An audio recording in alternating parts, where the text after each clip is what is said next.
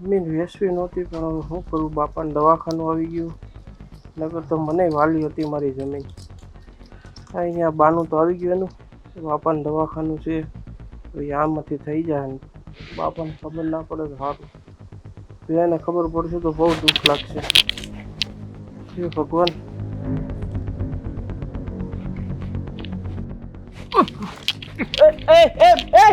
પૈસા માં લાય, ઉભો રે ઉભો રે ઉભો રે.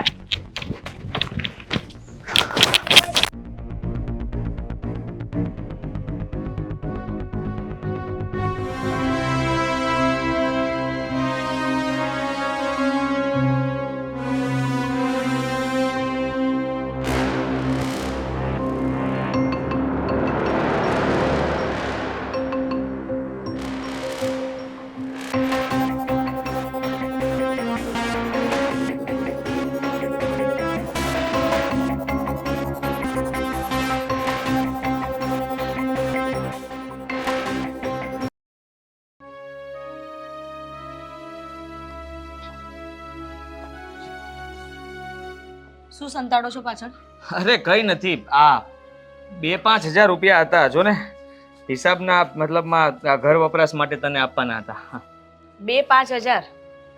મેં આખી થપ્પી જોઈ છે તમારા હાથમાં. ના ના સુષ્મા, એ પૈસા આ તો મતલબ તને આપવાના હતા અને બસ, હવે નથી વધારે, આટલાક જ છે. હા, આટલા પૈસા છે ને એ મારે એક ભાઈ પાસેથી લેવાના હતા, કેટલા સમયથી એને આપેલા હતા. આ સાલો આપતો જ નહોતો, આજે આપ્યા. ચોરી કરી ને તમે?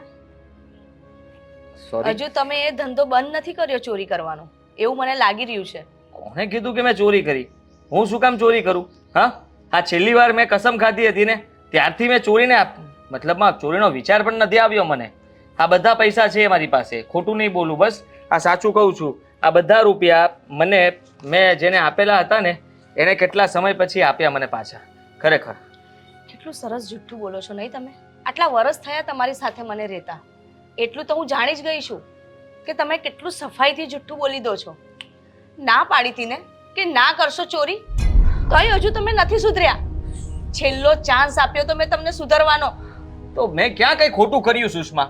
તું કેમ આવી રીતે વાત કરે છે? આ ચોરીના રૂપિયા નથી. હું તને કહું છું ને કે મેં કોઈ ચોરી નથી કરી, અને તું આવી રીતે જોર જોરથી વાત ન કર. બધા સાંભળશે તો કેવું લાગશે? હજુ તો મેં જોરથી વાત કરી જ નથી, હજુ પણ હું શાંતિથી જ વાત કરી રહી છું. કારણ કે તમારા કરતા છે ને મને મારા ઇજ્જતની વધારે પડેલી છે, મને મારા વરના ઇજ્જતની વધારે પડેલી છે. એટલે જ તો મેં મારા ફેમિલીને તમારા વિશે કશું જણાયું નથી. હું એવું કહું કે તમારો જમાઈ ચોર છે, ચોરીઓ કરતો ફરે છે. એવું શું કામ કહેવું જોઈએ? એ આદત તો મેં છોડી દીધી છે ને. હવે મહેનતથી પૈસા કમાઉં છું અને મેં મહેનત કરી છે. શું મહેનત કરી? ચોરી કરવાની? હજુ પણ કહું છું સાચું બોલો. સાચું જ બોલું છું સુષ્મા. આ મેં કોઈ ચોરી નથી કરી અને મને એવો વિચાર પણ નથી આવ્યો. તું મારા વિશે આવું ખોટું ના વિચાર ને તું મન પર ના લે. તો શું કર્યું? આ ચોરી નથી કરી તો શું કર્યું તમે? આટલા બધા પૈસા એક દિવસમાં કેવી રીતે આવી ગયા?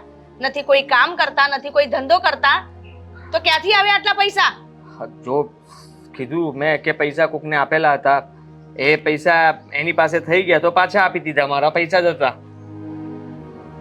નહીં બોલો ને, હજુ પણ સાચું નહીં બોલો ને તમે? કશો વાંધો નહીં, હું છે ને હું પોલીસ પાસે જઈશ, ત્યારે તો તમે સાચું બોલશો ને? કેવી વાત કરે છે તું? હા, તું મારી કમ્પ્લેન કરવા માટે જઈશ? જરાક તો વિચાર કર, પતિ છું તારો અને તું પોલીસ સ્ટેશન જવાની વાત કરે છે? તો શું કરું? નથી સહન થતું મારાથી આ બધું. તમે હજુ પણ નથી સુધર્યા. હા તો કરી છે ચોરી, લે બસ. મેં ધંધો કરવાની કોશિશ કરી હતી પણ મારાથી ધંધો નથી થતો, કોઈ નોકરી પણ નથી કરી શકતો. આ કોઈનું સાંભળવું પડે અને કોઈ મને ઓર્ડર કરે ને એ મને બિલકુલ નથી પોસાતું. એટલા માટે ચોરી કરીને રૂપિયા લાવ્યો છું. હવે છેલ્લા આટલા રૂપિયાથી 3-4 મહિના તો આરામથી નીકળી જશે. ઠીક છે, લે રાખ. આ ચોરીના પૈસા છે ને તમે રાખો તમારી પાસે, મારે નથી ચલાવવું હવે ચોરીથી ઘર. અરે તમે એ તો વિચારો કે કોઈ બિચારું કેવી રીતે મહેનત કરીને આટલા પૈસા કમાઈને લાવ્યું હશે. એને ક્યાંકથી કેટલી મજૂરી કરી હશે ત્યારે એની પાસે આટલા રૂપિયા આવ્યા હશે, અને તમે એક ઝટકામાં એની પાસેથી ચોરીને લાવ્યા. હા, એ કોઈ બિચારો માણસ નહોતો. હા, આ ખુલે આમ મેદાનમાં પૈસા ગણતો હતો. આ વિચાર કર કે એની પાસે કેટલા રૂપિયા હશે. ત્યારે તે ત્યાં બધાની સામે પૈસા ગણતો હતો. હા, જરાય ડર નહોતો એને. એને આટલા પૈસાથી કોઈ ફરક પડે એમ નહોતો. આટલો જાડિયો હતો, હાથી જેવો. અને તું વાત કરે છે, મેં કોઈ ગરીબનો આત્મા નથી દુભાવ્યો. પણ મારો તો દુભાવ્યો છે ને. બસ હવે આદિ, બહુ થઈ ગયું, કંટાળી ગઈ છું. હજુ પણ તમે નથી સુધર્યા. મને એમ કે આજે નહીં તો કાલે ક્યારેક તો આ માણસ સુધરશે. એટલે મેં મારા ઘરે કોઈને વાત નથી કરી. એ લોકો જ્યારે પણ મને પૂછે ત્યારે હું જુઠ્ઠું બોલતી. પણ હવે નહીં. હવે તો છે ને, હું મારા પિયર જતી રહીશ. રહેજો તમે અહીંયા એકલા. સુષ્મા, આ ખોટું કરે જ તું. આ પિયર જવાની વાત ક્યાંથી આવી? અને પિયર શું કામ જવું છે તારે? મારે નથી રહેવું તમારી સાથે. તમે છે ને આવી રીતે ચોરીઓ કરતા ફરો અને તમારી રીતે તમારું ગુજરાન ચલાવો. હું જાઉં છું મારા મમ્મીના ઘરે. તો સારું, જા. તને પોસાય ને એમ કર. મને કોઈ ફરક નથી પડતો.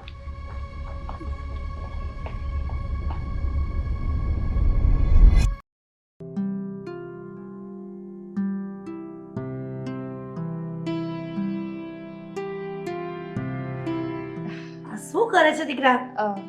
મમ્મી ચા બનાવતી હતી. આ બની ગઈ છે, ગરમ છે. ચા છે. કેટલું ધ્યાન રાખે છે મારું?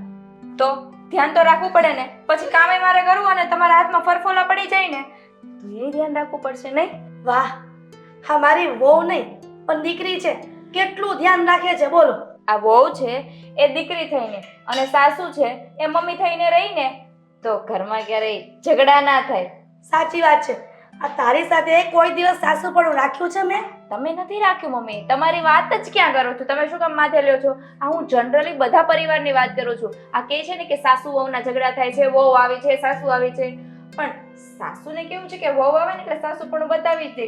હું જ કંઈક છું. આ તમે ફ્યુચરમાં મારી સાથે આવું નહીં કરતા. હા, મૂક ને લપ.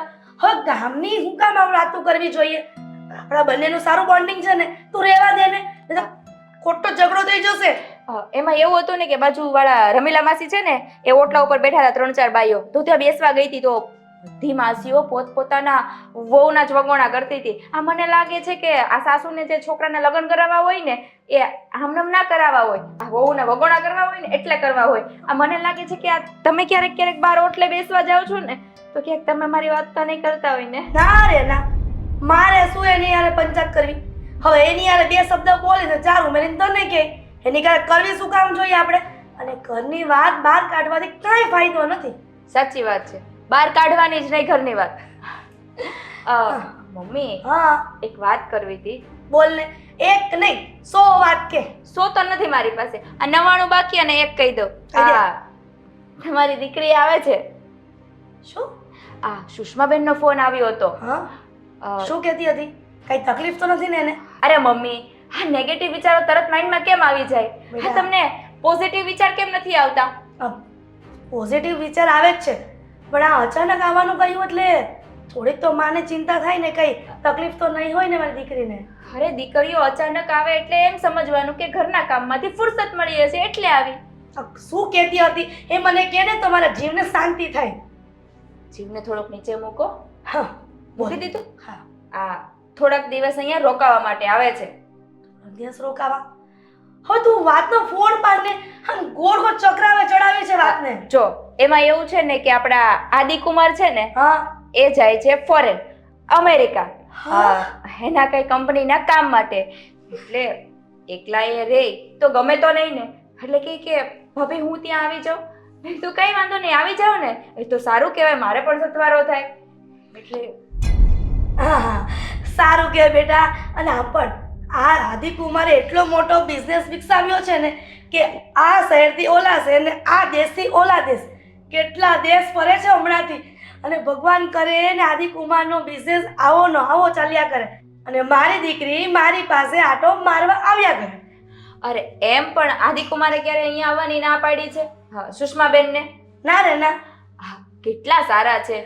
હા, ક્યારેય પણ અહીંયા આવવું હોય ને ત્યારે કુમાર ના પાડતા જ નથી. હા, પણ આપણા બેન છે કે ક્યારે અહીંયા આવવાનું નામ લેતા નથી. પણ હવે આવે ને તો 2-3 મહિના તો જવા જ નથી દેવા. જ્યારે આદિકુમાર ઘરે આવે ને ત્યારે જ જવા દેવા છે. સાચી વાત છે. અમારી દીકરી પણ કામની ફુરસત મળે તો ને. પણ મમ્મી હા કઈ વાંધો નહીં, હવે 3 મહિના તો અહીંયા જ રહેવાના છે ને. હવે પેટ ભરીને વાતો કરજો શાંતિથી બેસીને. આ તને શું લાગે છે કે અમે માં દીકરી શાંતિથી બેસીને પેટ ભરીને વાતો કરી શકીએ? આ તમે નણંદ બોજે વાતમાંથી ઊંચી નથી આવતી. માંડ માંડ મારી દીકરી અહીંયા આવી હોય તો નણંદ બોજે ઘૂસર ફૂસર કર્યા જ કરતી હોય. એ તો કરવું જ પડે ને. હા, તમારી સાથે વાત ના કરી શકે, મારી સાથે કરવાની હોય. એટલે તમે ફટાફટ જાઓ, નાસ્તો બનાવીને. હા, ચા બની ગઈ છે, હું ચા બનાવીને ફટાફટ લાવું છું. સુષ્માબેન ક્યારે આવે ને એનું કામ. જાઓ. તમે વાટ જોજો, સુષ્માબેન આવવાના જ છે. જાઓ ચીકુ. હા આઈ લવ યુ મમ્મી.